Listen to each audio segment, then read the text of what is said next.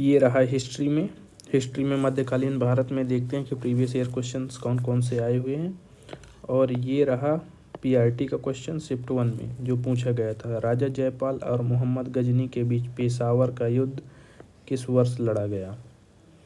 तो मोहम्मद गजनी और मोहम्मद गौरी, पहले आया था मोहम्मद गजनबी। तो पेशावर का युद्ध कब लड़ा गया था, तो 1205 में नहीं, 1758 में नहीं, 1500, 1001 यही बचता है, क्योंकि ये ऑप्शन ही नहीं हो सकते। आप समझो बात को, 1512, 1758, क्योंकि मोहम्मद गजनबी के केवल इसका जो शासनकाल था लगभग हमें लगता है कि 1000 से, क्योंकि उसने 1025 में तो सोमनाथ में अटैक किया था। तो कह सकते हैं कि पेशावर का जो युद्ध था 1001 में।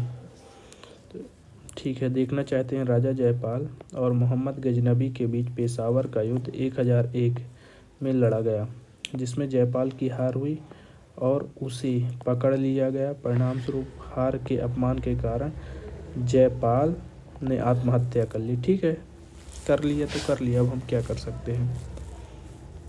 तराइन का प्रथम युद्ध, जो तराइन का प्रथम युद्ध हुआ था ना, किसके किसके के बीच में, जो तराइन का प्रथम युद्ध हुआ था मोहम्मद गौरी और पृथ्वीराज चौहान के बीच में हुआ था।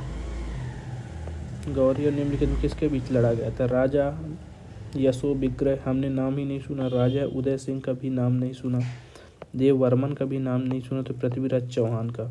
ये कब हुआ था, 1191 में प्रथम तराइन युद्ध, 1192 में सेकेंड तराइन युद्ध, 1193 में चंदावर का युद्ध हुआ था शायद।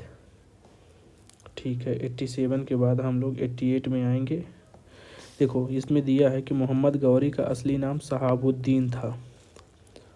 उसने 1175 में मुल्तान के विरुद्ध आक्रमण किया। उसने 2 महत्वपूर्ण लड़ाइयाँ लड़ी, 1191 में तराइन के युद्ध, जिसमें वह पृथ्वीराज चौहान से पराजित हुआ। 1192 में तराइन का द्वितीय युद्ध, जहाँ पृथ्वीराज चौहान पराजित हुआ और उसके द्वारा मारा गया। तो फर्स्ट में पृथ्वीराज चौहान हार गए थे, सेकेंड में पृथ्वीराज चौहान जीत गए थे। महमूद गजनबी ने अपने पहले आक्रमण में हिंदुस्तानी राजतंत्र पर हमला करते हुए जयपाल को हराया। अभी आपने देखा था कि पेशावर के युद्ध में जयपाल को हराया गया था। अभी ये जस्ट ऊपर ही क्वेश्चन था 86 नंबर का। तो देखो ऐसे क्वेश्चन रिपीट होते हैं। और आपको पता है कि 1101 में ये पेशावर का युद्ध था। 1011 में पता नहीं, 1008 में कुछ फेमस युद्ध था, 1025 में उसने, याद कर लेना, सोमनाथ में अटैक किया था। देखो महमूद गजनबी गजनी का शासक, उसने 1998 में से 1030 तक शासन किया। ठीक है, 1030 तक शासन किया था। वो संपत्ति को लूटना चाहता था। 1001 में हिंदुस्तानी राजतंत्र सीमांत प्रदेशों के राजा जयपाल के विरुद्ध युद्ध किया। ठीक है, अब हम इसको देखेंगे जो KBS पे PRT में पूछा गया था। ये क्वेश्चन 2018 में, दिल्ली की सुरक्षा प्राचीर में निम्न में से कौन सा इब्न बतूता के द्वारा सबसे उत्तम दरवाज़ा बताया गया है। इब्न बतूता कहाँ का था, इब्न बतूता एक मोरक्को का यात्री था जो आया किसके साथ था, ऐसे घूमने आया था। तो बदायूं दरवाज़ा, यार नाम तो नहीं सुना, गुल दरवाज़ा मैंने भी नहीं सुना, मांडवी दिल्ली दरवाज़ा हो सकता है, दिल्ली दरवाज़ा गलत है, हमारा बी होगा बदायूं दरवाज़ा। इसका दिल्ली की सुरक्षा प्राचीर में बदायूं दरवाज़ा को इब्न बतूता के द्वारा सबसे उत्तम दरवाज़ा बताया गया था। इब्न बतूता अफ्रीका के मोरक्को देश का निवासी था जो भारत घूमने आया था। ठीक है, भारत घूमने आया था। इसने दिल्ली के दरवाजे को बदायूं दरवाज़ा, इसकी पिक देखेंगे कि ये बदायूं दरवाज़ा था क्या। अब ये नेक्स्ट क्वेश्चन हम देखते हैं, ये PGT TGT सब में पूछा गया था 2016 में। देखो दिल्ली सल्तनत के वंशों में कालानुक्रमिक व्यवस्थित करें। तो आपको पता है कि पहले आया था गुलाम वंश, ठीक है, फिर उसके बाद आया था खिलजी वंश, फिर उसके बाद तुगलक वंश, फिर उसके बाद लोधी वंश। 2, 3, 1, 4 कहीं है? यस, यहीं पर है। अगर आपको डेट याद करनी हो तो गुलाम वंश 1206 से 1290, खिलजी वंश 1290 से 1320, तुगलक वंश 1320 से 1314। सबसे ज़्यादा किसने शासन किया? तुगलक वंश। सबसे कम किसने शासन किया था? जो सबसे कम शासन किया था वो सैयद वंश ने, क्योंकि देखो 1451 तक किसने शासन किया? ये 90 तक किया। सबसे ज़्यादा तुगलक वंश ने किया था। दिल्ली में हौज खास क्षेत्र में चोर मीनार द्वारा बनवाई गई थी। जो चोर मीनार था वो दिल्ली में किसने बनवाया था? तो जो चोर मीनार था दिल्ली में बनवाया किसने था? ठीक है, देखते हैं, कोई ना कोई तो बनवाया ही होगा। तो अलाउद्दीन खिलजी। औरंगजेब तो मैंने सुना नहीं कि चोर। फिरोज शाह, तुगलक, अकबर। अकबर ऐसा काम तो करेगा नहीं कि चोर मीनार बनवाए, शायद। अब हम लोग गेस कर रहे हैं, फिर आंसर तो देखेंगे ही ना, गेस काम कर रहे हैं। फिरोज शाह, तुगलक, या इन दोनों में हो सकता है। दिल्ली की जो हौज खास क्षेत्र में चोर मीनार, इसके ऊपर देखते हैं क्या है आंसर। ये चोर मीनार या टावर ऑफ थीव्स 13वीं शताब्दी की मीनार है। यह दिल्ली के हौज खास क्षेत्र में स्थित है। अलाउद्दीन खिलजी ने इसका निर्माण करवाया था। चोरी करने वालों को सजा देने के लिए मीनार का इस्तेमाल किया जाता है। दिल्ली में एक जगह है हौज खास, जहाँ पर IIT दिल्ली है बगल से। और चोर मीनार का प्रयोग क्यों किया गया था अलाउद्दीन खिलजी ने? क्योंकि जो चोरी करेगा उसको चुनवा देता था, मतलब मरवा देता था। ठीक है, इसमें दिया भी अलाउद्दीन खिलजी के निर्माण कर चोरी करने वालों को सजा देने के लिए मीनार का इस्तेमाल किया गया। ठीक है, अब हम 92 क्वेश्चन में आ चुके हैं। अब देखते हैं, निम्नलिखित में से कौन से वे 2 राजवंश हैं जो खिलजी वंश से पहले थे? तो देखो, खिलजी वंश से जो पहले थे ये खिलजी है। लोधी वंश बाद में आया, लोधी वंश बाद में आया, तुगलक वंश बाद में आया, लोधी वंश बाद में आया। यार केवल गुलाम वंश ही था, ये ऑप्शन ही गलत दिए हैं। तो देखना इसमें ऑप्शन भी, गुलाम वंश, ममलूक वंश, फिर उसके बाद खिलजी वंश, तुगलक वंश, सैयद वंश, लोधी वंश, ऐसे आए थे। फिर अब ये क्वेश्चन हम देखेंगे, PRT में पूछा गया था। हम लोग 15-15 क्वेश्चन की सीरीज करेंगे, क्योंकि इससे ये होगा कि रिवीजन भी हो जाएगा, मेरा भी और आप लोगों का भी रिवीजन हो जाएगा। खिलजी वंश के ठीक बाद दिल्ली पर किस वंश का शासन है? खिलजी वंश के बाद मैंने बताया आपका तुगलक वंश। अगर आप उसको याद करना निमोनिक्स के फॉर्म में अगर मैं बनाऊँ तो GKTSL, तो इसको मैं कैसे निमोनिक्स बना दूँ? गुलाब वंश, खिलजी वंश, तुगलक वंश, सैयद वंश, लोधी वंश। ओके, देखो निमोनिक्स बनाने की ज़रूरत ही नहीं। लोधी सबसे लास्ट में आए, तुगलक बीचों बीच थे, इनके बीच में सैयद। खिलजी वंश के ठीक बाद निम्नलिखित किस वंश का शासक था? किस वंश का शासन था? खिलजी वंश के बाद लोधी वंश मैंने बोला लास्ट में आया, राजपूत वंश आए ही नहीं बीच में, सैयद वंश, ये तुगलक वंश के बाद आए तुगलक वंश। देखो ये फिर दे दिया ना। बाबर द्वारा इब्राहिम लोदी को पानीपत के प्रथम युद्ध 1526 में पराजित करने के साथ दिल्ली सल्तनत के शासन का अंत हो गया। 1526 में पानीपत का प्रथम युद्ध हुआ और ख़त्म कहानी। इब्राहिम लोदी संभवतः युद्ध में मारे जाने वाला मध्यकाल का प्रथम शासक था। फिर 94 क्वेश्चन को देखते हैं।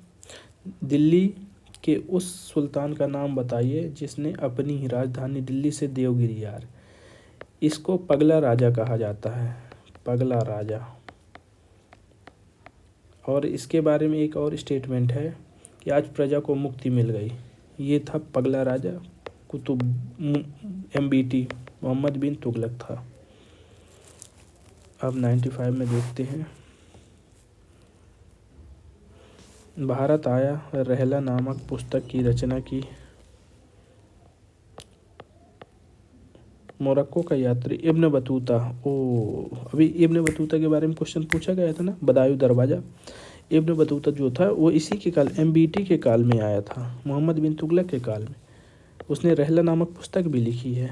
मोहम्मद बिन तुगलक ने कृषि के उन्नति के लिए अमीर कोही दीवान अमीर कोही नामक विभाग की स्थापना की। ठीक है।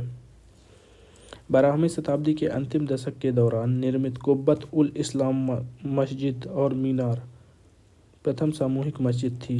कुब्बत उल इस्लाम मस्जिद एवं मीनार ये दिल्ली में है।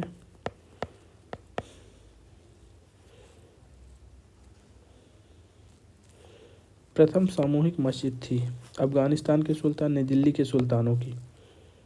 12वीं शताब्दी के अंतिम दशक में दिल्ली के सुल्तान कुतुबुद्दीन ऐबक ने 1206 से 1210 कुब्बत उल इस्लाम मस्जिद का निर्माण करवाया।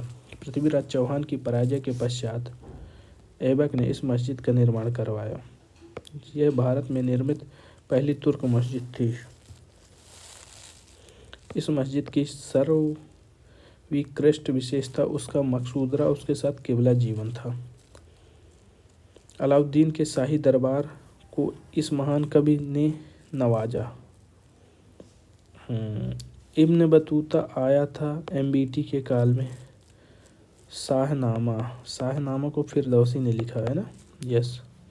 उमर खयाम पता नहीं था, हमें लगता अमीर खुसरो ही थे। हिंदी खड़ी बोली के जनक तथा प्रसिद्ध शायर गायक एवं साहित्यकार अमीर खुसरो अलाउद्दीन खिलजी के शाही दरबार में महान कवि थे। हाँ, खड़ी बोली। यस। उन्होंने अलाउद्दीन सहित 7 सुल्तानों का शासन काल देखा। यस। अलाउद्दीन के आगे उन्होंने देखते गए। भारतीय उपमहाद्वीप की पहली महिला मुस्लिम, या इसको सबको पता है, रजिया सुल्तान, आंखें मूंद के मार देना, 1236 से 1240 के बीच में। भारत में प्रसिद्ध गोल गुंबद कहाँ स्थित है? गोल गुंबद कहाँ स्थित है? मैंने भी सुना था गोल गुंबद कहाँ स्थित है। बीजापुर में, अजमेर में, औरंगाबाद में, चित्तौड़गढ़ में, बीजापुर में। कहाँ स्थित है गोल गुंबद? ये गोल गुंबद को बनवाया किसने था? पता नहीं, देखते इसका आंसर क्या है गोल गुंबद वाला। बीजापुर का गोल गुंबद मोहम्मद आदिल शाह का मकबरा है। इस मकबरे का निर्माण 1656 में वास्तुकार दाबुल के यकूत द्वारा किया। बीजापुर का गोल गुंबद मोहम्मद आदिल शाह का मकबरा है। गोल गुंबद मोहम्मद आदिल शाह का मकबरा है बीजापुर का। अब हम इसी में देखेंगे। ठीक है। निजाम उल मुल्क आसफ जाह राज्य के संस्थापक थे। दिल्ली के नहीं थे, बंगाल के नहीं थे, हैदराबाद ने अवध के। गलत हो गया, हैदराबाद के थे। निजाम उल मुल्क आसफ जाह ने हैदराबाद राज्य तथा आसफ जाही वंश की स्थापना की। यह मुगल सम्राट के अधीन दक्कन का वायसराय था। मुगल बादशाह मोहम्मद शाह ने चिनकिलिच खां को दक्कन का 6 सूत्रों का सूबेदार सौंपा।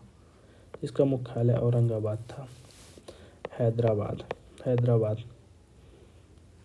अजमेर में किस सूफी संत की दरगाह है? मोइनुद्दीन चिश्ती, बाबा फरीद, हजरत निजामुद्दीन औलिया, सलीम चिश्ती की। नहीं यार, मोइनुद्दीन चिश्ती की है। अजमेर में सूफी संत ख्वाजा मोइनुद्दीन चिश्ती की दरगाह है। यह भारत में चिश्ती संप्रदाय के संस्थापक थे। इन्होंने ईश्वर के साथ एकात्मकता पर जोर दिया। चिश्ती संप्रदाय भारत में सबसे लोकप्रिय इस्लामिक संप्रदाय था। औरंगजेब की मृत्यु हुई। ये तो अच्छा कुछ, इसको याद रखना चाहिए क्योंकि काफ़ी ये क्रूर शासक था और इसको हम लोग ज़रूर याद रखेंगे। कब इसकी डेथ हुई थी? 1707 में शायद। यस। औरंगजेब छठवां और व्यापक रूप से अंतिम प्रभावशाली मुगल सम्राट माना जाता था। 88 वर्ष की आयु में 1707 को अहमदनगर में उसकी मृत्यु हो गई। औरंगजेब अहमदनगर में मृत्यु हुई। इसकी इच्छा के अनुसार उसे उसके आध्यात्मिक गुरु फ़ाकिर बुरहाउद्दीन की दरगाह के पास दफनाया गया। उसका कब्र औरंगाबाद जिले के खुलदाबाद गांव में है। अहमदनगर में उसकी मृत्यु, औरंगाबाद में उसका। किस वर्ष ने बाबर ने भारत में मुगल साम्राज्य की स्थापना की? 1526 में पानीपत का प्रथम युद्ध हुआ और हमें लगता है कि उसी के समय बाबर ने मुगल वंश की स्थापना कर दी थी। यस। जहांगीर की राजसी उपाधि किस मुगल सम्राट द्वारा अपनाई गई? जहांगीर की राजसी उपाधि, जहांगीर ने कौन सी जहांगीर की राजसी उपाधि किस मुगल सम्राट द्वारा अपनाई गई? नूर उद दीन मोहम्मद सलीम, साहबुद्दीन मोहम्मद खुर्रम। ये तो जहांगीर के लड़के थोड़ी थे, ये अकबर के थे, खुर्रम। जलाल उद्दीन मोहम्मद, मुहिउद्दीन मोहम्मद। 103। जहांगीर अकबर के ज्येष्ठ पुत्र थे। उनका जन्म 30 अगस्त 1569 को फतेहपुर सीकरी के शेख सलीम चिश्ती या कुटाया में हुआ। 1605 में सलीम नूरुद्दीन मोहम्मद जहांगीर पाशा गाजी की उपाधि धारण कर मुगल गद्दी पर सत्तासीन हुए को न्याय की जंजीर के कारण स्मारक किया जाता है। नूरुद्दीन, इसको हाईलाइट कर लेते हैं। इसका नाम क्या था? नूरुद्दीन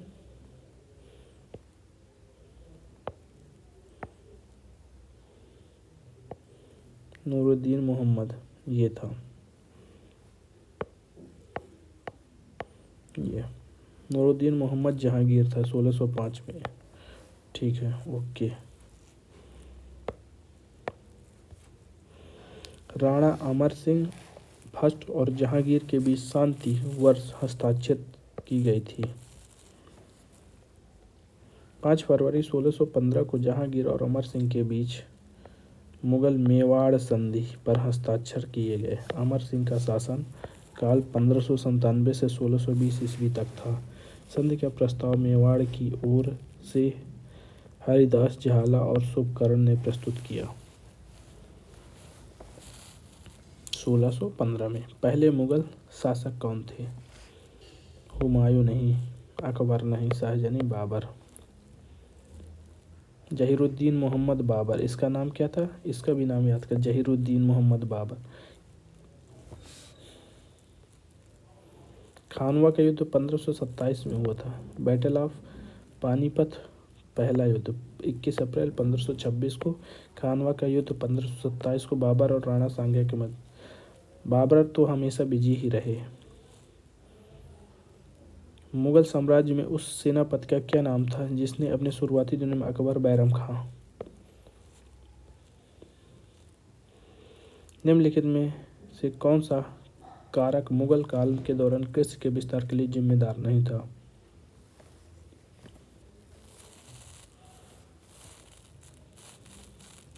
वर्षा आधारित कृषि, ये थोड़ी था जिम्मेदार नहीं था। मुगल काल में जमीन की बहुयात, मजदूरों की मौजूदगी और किसानों की गतिशीलता की वजह से कृषि का लगातार विस्तार हुआ। चूँकि खेती का प्राथमिक उद्देश्य लोगों का पेट भरना था, इसलिए रोज़मर्रा के खाने की ज़रूरतें जैसे चावल, गेहूँ, ज्वार इत्यादि फसलें सबसे ज़्यादा उगाई जाती थी। जिन इलाकों में प्रति वर्ष 40 इंच या उससे ज़्यादा बारिश होती, वहाँ चावल की खेती होती। कम बारिश वाले गेहूँ, ज्वार, बाजरा, XYZ चीज़ें होती। इसके बाद हम लोग 108 क्वेश्चन को देखेंगे। मुगल दरबार के सुलेखलों को प्रदान करने वाली स्वर्ण कलम उपाधि को क्या कहा जाता है? रोशनी कलम। गलत है। अकबर के दरबार के सबसे अच्छे सुलेखों में मोहम्मद हुसैन एक थे। उन्हें अपने अक्षरों की पूरी तरह से अनुपातिक वक्रता फ्री मान्यता में जाहिर गोल्डन पेन की उपाधि से सम्मानित किया गया। अनुपातिक अक्षरों की पूरी तरह से अनुपातिक वक्रता की मान्यता में जारिन कलम की उपाधि से सम्मानित किया गया।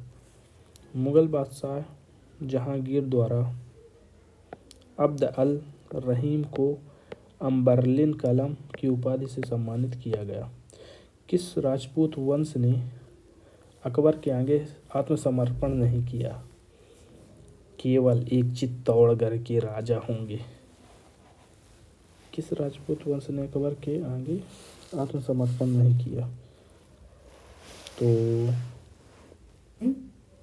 सिंसोदिया नहीं यार, वहाँ पर सिंसोदिया नहीं थे, प्रतिहार भी नहीं थे, परमार भी नहीं थे, राठौर ही बचते हैं। सिंसोदिया आंसर। सन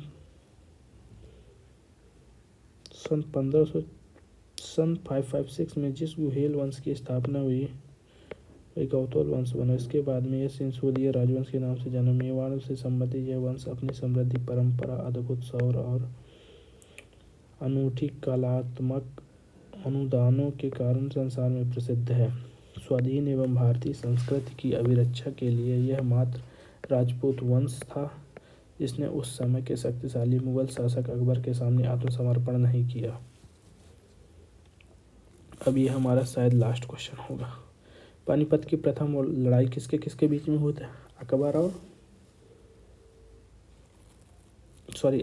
पानीपत की प्रथम लड़ाई ना बाबर और इब्राहिम लोदी के बीच में।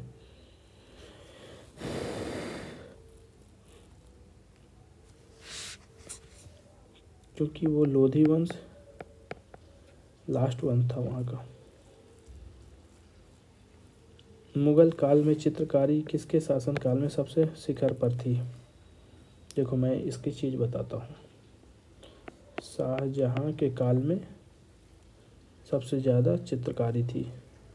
जहांगीर का शासनकाल 1605 से 1627 ईस्वी तक चित्रकला का स्वर्ण युग था। के शासनकाल में सर्वश्रेष्ठ उस्ताद मंसूर, जहांगीर, फिर शाहजहाँ, है ना। शाहजहाँ के काल में फिर वो था चित्रकला हो गया ना, तो फिर वो पेंटिंग का था। उस्ताद मंसूर अबुल हसन थे। जहांगीर ने उन्हें क्रमशः नादिर उल अस्त्र तथा नादिर उल जमा की उपाधि प्रदान की। अब ये हम 112 नंबर से हम वहाँ करेंगे। अभी हमने कितने क्वेश्चन कर लिए? लगभग हमने आज किया है 86 टू